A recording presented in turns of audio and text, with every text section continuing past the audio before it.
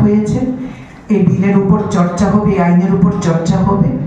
আমরা গর্বিত, আমরা এমন একজন প্রধানমন্ত্রী পেয়েছি যিনি দেশের অর্ধেক আবাদিকে, দেশের অর্ধেক ভোটারকে রাজনৈতিকভাবে স্বীকৃতি দেওয়ার জন্য এই নারী শক্তি অধিনিয়ম আইন চালু করতে যাচ্ছেন।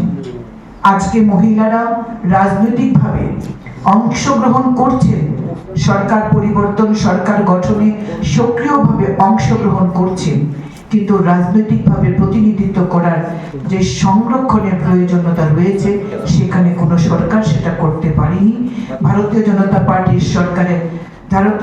পার্টির নেতৃত্বে যে সরকার দিল্লিতে রয়েছে, সেই সরকার সুযোগ দিচ্ছেন গ্রাম থেকে দিল্লি পর্যন্ত মহিলাদেরকে প্রতিনিধিত্ব করার জন্য 33% রিজার্ভেশন করে আগামী দিনে সংসদে এবং রাজ্য বিধানসভাগুলিতে মহিলাদেরকে প্রতিনিধিত্ব করার সুযোগ দিচ্ছে।